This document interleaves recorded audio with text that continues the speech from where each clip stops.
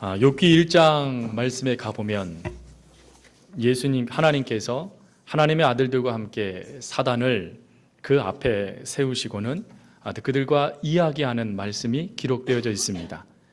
그때 하나님께서는 하나님의 아들들이 아닌 사단에게 이렇게 물으시죠. 네가 어디서 왔느냐라고 말이죠. 그 물음에 사단은 자기가 땅을 두루 다니다가 돌아왔다라고 이야기합니다. 그러자 우리 하나님께서는 이렇게 말씀하시죠. 네가 내 종 욥을 보았느냐라고 말이죠. 그러자 이 사단이 보았다라고 고개를 끄덕였던 것 같습니다. 그러자 하나님은 그렇게 말합니다. 그 욥에 대한 평가이시죠. 그와 같이 순전하고 정직하여 하나님을 경외하는 자가 없다라고 하나님께서 그를 지켜 세워주십니다. 그러자 그 말을 듣자마자 사단이 즉시 마치 반문하듯이 이렇게 얘기합니다. 어찌 까닭 없이 하나님을 경외하리까. 그러면서 이 사단은 참소하는 자라는 별명이 붙은 자이기 때문에 그가 하나님을 경외하는 이유가 있다라고 욥기 1장 10절에 두 가지를 이야기합니다. 첫 번째로는 산후를 두르다라는 말을 합니다. 이거는 쉬운 말로 보호해주다라는 뜻입니다. 또 두 번째로는 땅에 널리게 하다라는 말을 합니다. 이거는 번성하게 하다, 번창하게 하다라는 뜻으로서 사단이 참소하는 내용은 이런 겁니다. 욥이 아무 문제 없이 만사 형통할 수 있도록 하나님께서 그의 기업을 보호해 주시고 동방의 최고의 부자로 그가 소리를 들을 정도로 하나님께서 복을 철철 부어 주셨으니 욥 아니라고 한다 할지라도 욥 외에 다른 사람이라 할지라도 어떻게 하나님을 경외하지 않을 수 있겠습니까? 라고 이야기하는 것이죠. 즉 이유가 있기 때문에 무엇인가 받았기 때문에 하나님을 경외하는 것뿐입니다 라고 사단이 이야기했다라는 것입니다. 사랑하는 성도 여러분, 이 사단의 고발, 까닭 없이 하나님을 경외하리까 라는 이 대답에 자유로울 수 있는 사람이 과연 몇 명이나 되겠습니까? 그도 그럴 것이 우리들의 신앙은 give and take, 주고 받는 것이라고 생각하기 때문에 그렇지요. 그래서 하나님께 기도할 때에도 어떡합니까? 하나님 이거 해주시면 저 이렇게 할게요 라고 기도하는 것이 또 우리의 연약함이기도 합니다. 또 그것뿐인가요?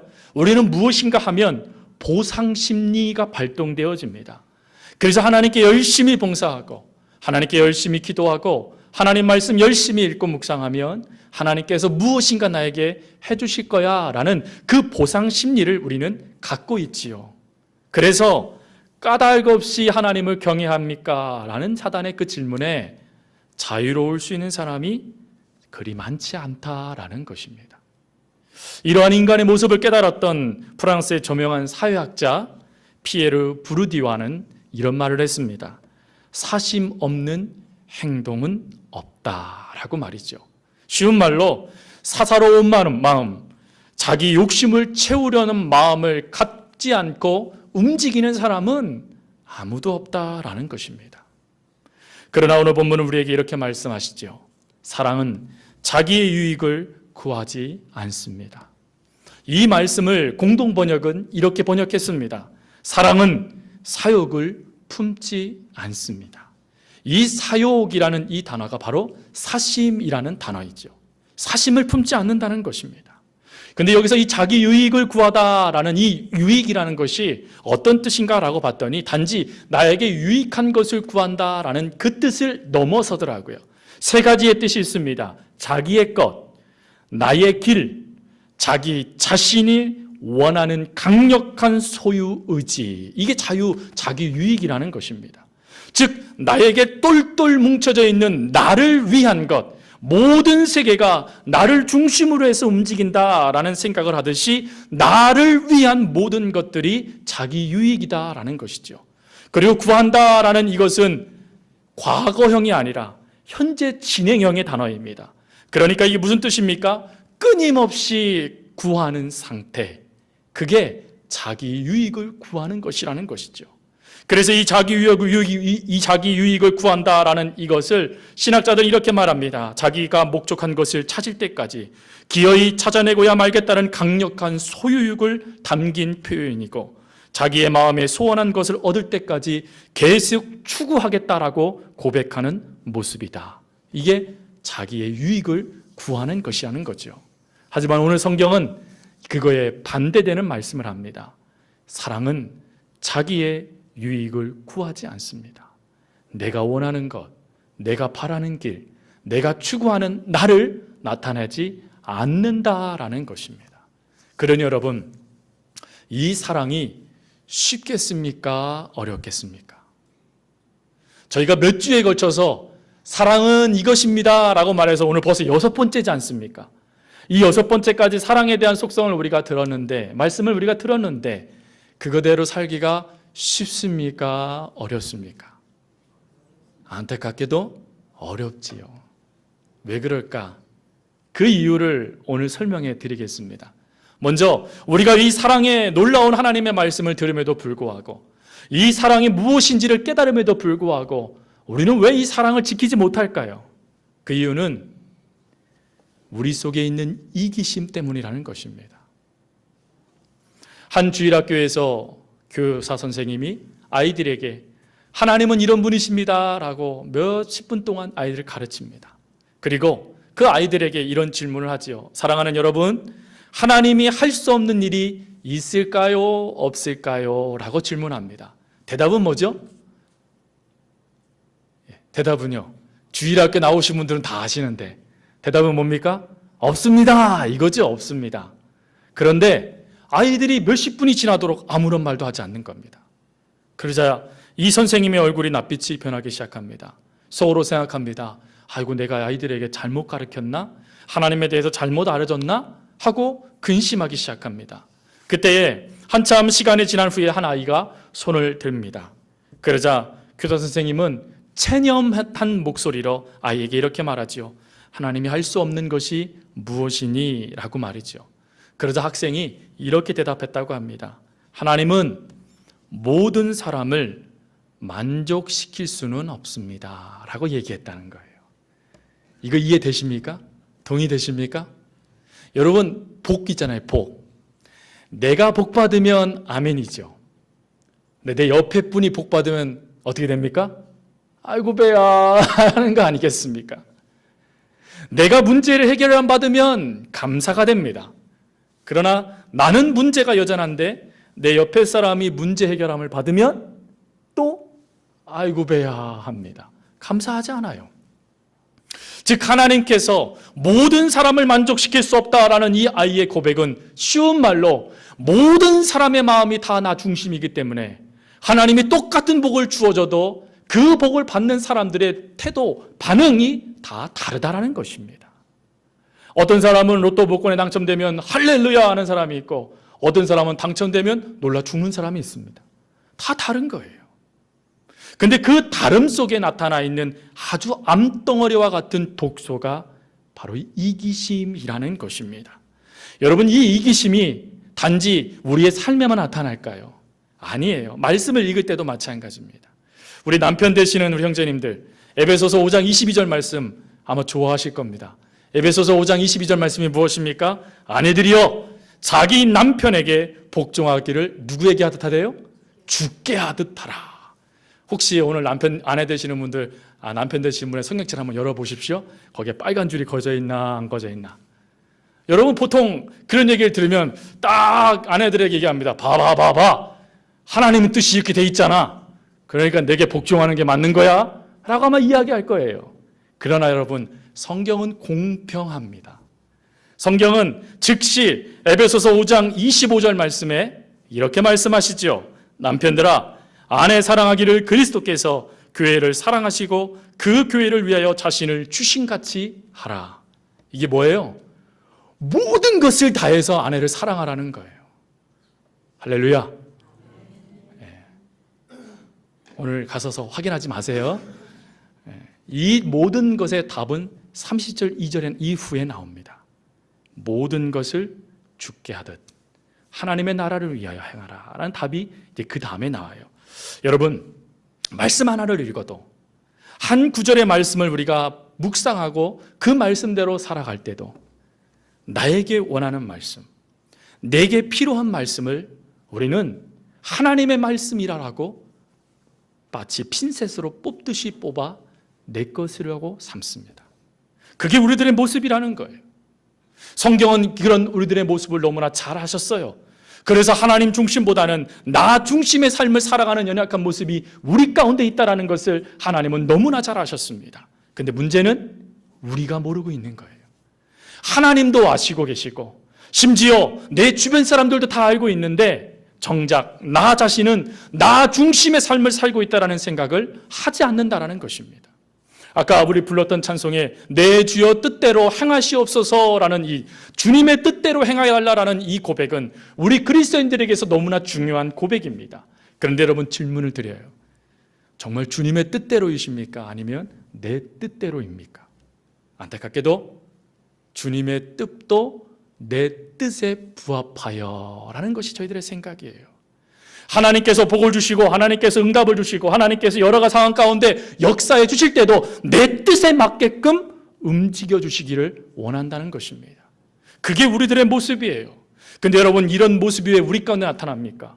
왜 자꾸 우리들은 우리의 생각에 집중하고 정작 하나님께서 교회의 지체가 되게 해주신 목적, 그 또 부부를 만들어 주신 목적, 이 모든 것들을 잊어버리고 왜 나 중심의 모습으로만 살아간다는 것입니까? 이기심 때문이라는 거예요. 이 이기심이 발동된 것이 바로 아담과 하와로부터 주어진 죄의 결과입니다. 이 죄가 우리 가운데 가득해짐으로 말미암아 이것이 점점점 커져서 죄의 욕심이 되어지고 이 죄의 욕심이 커짐으로 야고보 기자는 뭐라고 표현하냐면 죽은 자가 되었다라고 고백하고 있다는 것입니다. 죽은 자가 사랑할 수 있을까요? 혹시 그런 얘기 들어보셨습니까? 죽은 사람이 사랑한다라고 말하면 사랑해줬더라. 혹시 이런 얘기 들어보셨습니까? 아무도 그런 얘기는 없습니다. 죽으면 끝인 겁니다. 우리가 그런 사람이라는 거예요. 우리는 죄 가운데, 내 욕심 가운데, 나밖에 모르는 마음 가운데 사랑할 수도 없는 존재, 그게 우리라는 것입니다. 그거를 자각함으로 사랑할 수 있게 되면 첫 단추가 끼어진다는 거예요. 그렇기 때문에 우리가 죽은 자와 같은 자이기 때문에, 나밖에 모르는 자이기 때문에, 내 욕심에 사로잡혀 있는 나이기 때문에 그것보다 더 뛰어난 롤모델, 그 내 모습보다 더 위대하신 분을 우리가 발견하고 또 그분의 삶을 닮고자 애를 써야 된다는 것이죠. 그게 누구겠습니까? 예수 그리스도이십니다. 그래서 두 번째로 우리가 이 이기심을 탈출하면서 사랑할 수 있는 존재가 되기 위하여 가장 중요한 것은 예수님을 바라봐야 된다 하는 것입니다. 특별히 성경에 예수님의 모습에 대해서 참 많이 기록되어져 있습니다. 그런데 이 예수님의 모습을 한마디로 압축해서 책으로 내놓은 그 글이 있습니다. 그게 무엇이냐면 바보 예수라는 거예요. 바보 예수. 여러분, 예수님이 바보라는 거예요. 아유, 어떻게 목사님 예수님을 바보라고 그러실 수 있습니까? 근데 여러분, 말씀을 들어보십시오. 정말 바보이십니다. 원수를 사랑하래요. 여러분, 원수 사랑할 수 있습니까? 없습니까? 사랑할 수 있습니다 라고 고백하지만 어느 순간 되면 다시 원수가 내 마음에서 역동질을 해버리죠. 그래서 사랑하지 못해요. 또 그것뿐이에요. 오른뺨을 때리면 왼뺨도 되래요. 여러분, 그럴 수 있으십니까? 싸움 나죠. 고소하죠, 요즘 같으면. 또 그것뿐입니까? 우리 주님께서 이렇게 말해요. 오리를 가라거든 십리를 가라. 7번씩 70번이라도 용서해 주어라. 너희 중에 으뜸이 되고자 하는 자는 다른 사람들의 종이 되어라 라고 말씀하세요. 아니, 이게 가장 진합니까? 또 그것뿐입니까? 예수님은 당신을 선한 목자라고 말씀하세요. 그런데 선한 목자라고 말씀하시면서 뭐라고 표현하시냐면 다른 사람을 위하여 내 목숨을 내어놓는다라고 말씀하세요.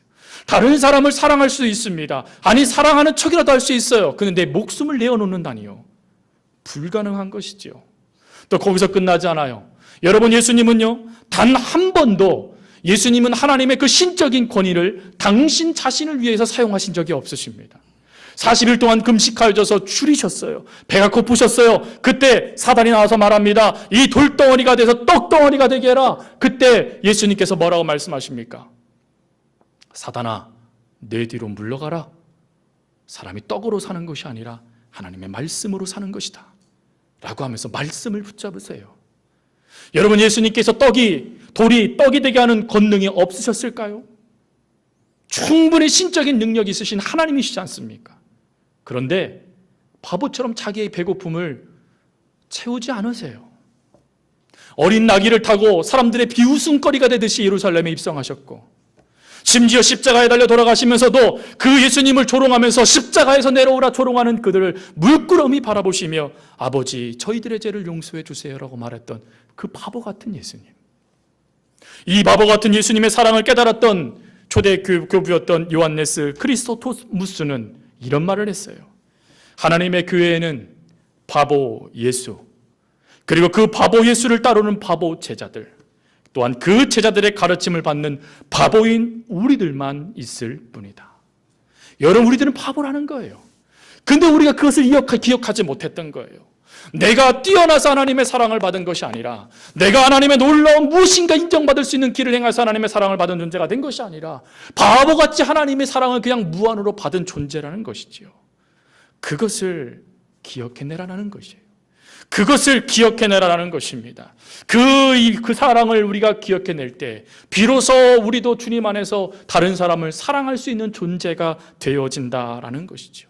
나밖에 모릅니다. 나 중심으로 모든 게 돌아가길 원합니다. 이기심 때문에 모든 것이 나의 안에서만 이루어지기를 원하는 내가 예수 그리스도의 사랑을 깨닫게 되어지면, 그 십자가의 그 은혜를 깨닫게 되어지면 내가 줄어들게 되어지는 것, 내가 점점점 사라지게 되어지는 것, 사도 바울의 위대한 고백, 나는 날마다 죽습니다 라는 고백을 할 수 있는 사람이 되어지더라라는 것이죠. 이 사랑을 깨달았던 맥스 루케이도라는 분은 그의 책 사랑이라는 것에서 도대체 이 하나님의 사랑이 우리 가운데 부어지면 내 안에 이 놀라운 이기심들이 사라지고 나는 어떠한 존재가 되는가를 성공의 목사님 친구를 통하여 이렇게 표현했습니다. 성공의 목사님들은 이 모든 예배가 끝나면 가톨릭도 그렇지만 십자가 성호를 긋습니다. 제일 먼저는 머리에서 가슴으로 십자가를 선을 하나 긋습니다. 그리고 오른쪽에서 시작해서 왼쪽으로 또 하나의 선을 긋습니다. 이 뜻이 무엇이냐? 이 루케이도 목사님이 물었을 때 그 성공의 목사님, 친구 목사님이 이렇게 말합니다. 하나님의 사랑을 알지 못했을 때는 내가 전부가 되어져서 크게 나타나지만 하나님의 사랑을 알게 되어지면 내가 잘라져 반토막이 되어집니다 라는 고백입니다 라는 거였습니다. 여러분, 이게 하나님의 은혜 아니겠습니까? 그 사랑을 받기 전까지만 해도, 하나님의 사랑이 무엇인지 알지 못했을 때만 해도 내가 모든 것이 전부가 되어졌어요. 내가 모든 것이 전부가 되어져서 하나님의 말씀, 하나님의 은혜, 하나님의 복조차도 나 중심으로 역사되기를 원했던 연약한 모습이 우리들 모습이었다는 거예요. 근데 예수님의 사랑을 깨닫고 나니까 나의 이 모든 것들이 반토막이 되어졌다는 것이죠. 근데 사도 바울은 반토막이 아니에요. 아예 사라졌습니다 라고 고백하고 있는 것입니다. 사랑하는 성도 여러분, 내가 커지면 주님은 작아집니다. 그러나 내가 작아지면 주님은 커져요. 주님은 바보 같은 사랑을 하신 분이에요. 내가 내 사랑을 포기하고 내 유익을 포기하면 나를 통하여 바보 같은 주님의 사랑이 나타나게 되더라. 그것을 깨달았던 사도 바울은 말합니다. 사랑은 자기의 유익을 구하지 않습니다. 그리고요, 이렇게 자기의 사랑, 하나님의 사랑을 통하여 이 놀라운 은혜를 깨닫게 되어지면 놀라운 변화가 우리 가운데 나타납니다. 그게 무엇이냐면 배가 아파지지 않는다는 거예요. 쉬운 말로 다른 사람의 행복을 기뻐하게 되더라라는 것입니다. 여러분, 예수님을 믿으면 사람의 모든 인품과 성품이 한순간에 달라질까요? 안타깝게도 그렇지 않습니다. 사람의 과거의 그 모습들은 여전히 우리 가운데 나타납니다. 그래서 이것이요, 때를 따라서 계속해서 발동되어져서 우리를 하나님과의 관계를 무너뜨리게 만들고, 더 나아가서 하나님의 기뻐하는 삶이 아닌 내가 원하는 삶으로 끊임없이 달려가도록 만들어 버립니다. 그래서 예수를 믿었지만, 하나님을 알지만, 성경을 읽지만 사돈이 땅을 파면 배가 아픈 것이지요. 그게 우리들의 모습이에요. 그런데 하나님의 사랑을 받으면 받을수록, 그 사랑을 깨달으면 깨달을수록 우리 가운데 나타나는 모습이 다른 사람의 기쁨을 보고 기뻐하고, 다른 사람의 행복을 보고 행복해지며, 다른 사람의 사랑을 보고 나도 사랑을 느끼게 되더라라는 것입니다.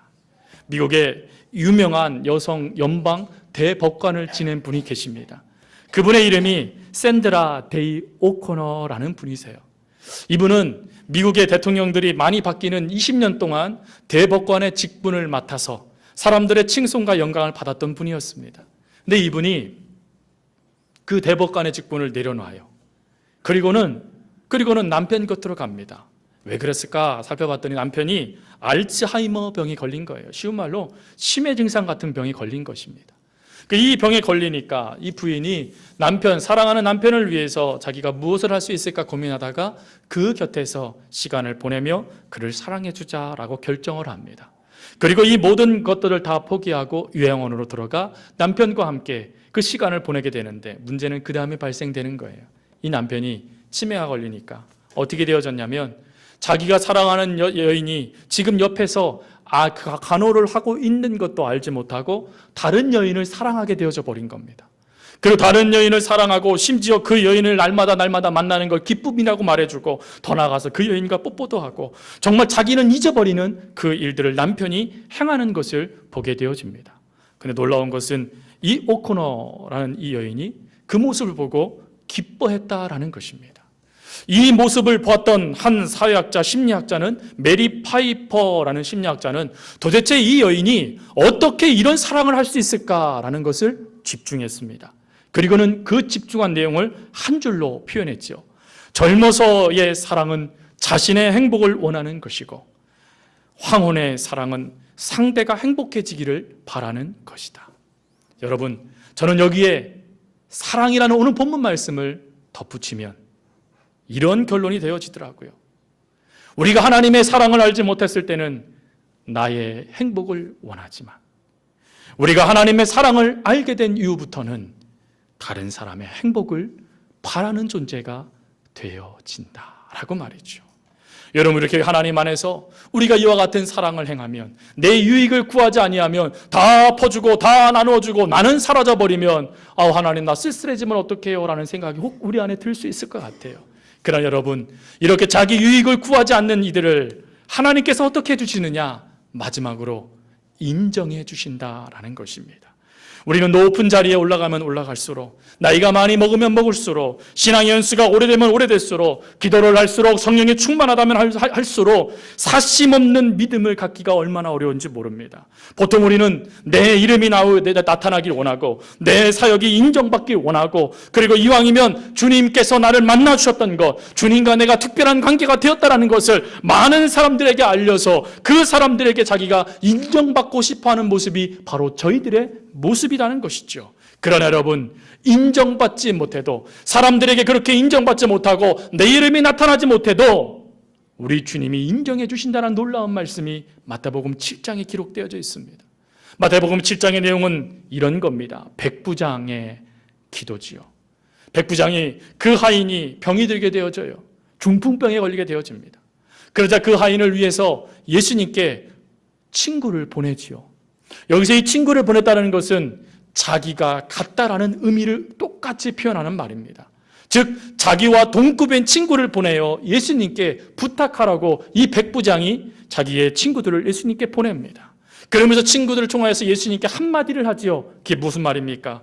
말씀만 하옵소서. 말씀만 해달라는 거예요. 그러면 되겠다는 것입니다. 이 놀라운 고백을 우리 주님께서 들으시고는 어떻게 하십니까? 내가 이스라엘에서 이만한 믿음을 보지 못하였다라고 말씀하시면서 이렇게 말씀하시죠. 내가 너희에게 이르노니 이스라엘 중에서 이만한 믿음을 만나보지 못하였노라. 우리 주님이 말씀하세요. 여러분, 이 사람이 누군지 성경에 기록되어 있습니까? 이 사람의 출신은 어디인지 로마 백부장이라고 말했으니까 로마인이겠구나 생각하겠지만, 그 당시 백부장들은 다양한 나라의 사람들이 엮여져 있는 군대 조직이었기 때문에 외인 부대일 수도 있습니다. 그래서 그것도 알지 못해요. 또 이 사람이 어떤 이름도 알지 못하고 출신도 알지 못하고 어떤 생각을 갖고 있었는지, 어떤 집안의 사람인지 성경은 전혀 기록되어 있지 않습니다. 단지 백부장으로만 기록되어져요. 여러분, 백부장으로 기록되어져 있는 그 사람, 위대한 믿음이다 라는 하나님의 칭찬을 받은 이 사람, 그럼에도 불구하고 자기를 위한 것이 아니라 하인을 위해서 그 사랑을 베풀었던 이 사람에 대해서 성경은 어떤 것도 언급해 주지 않습니다.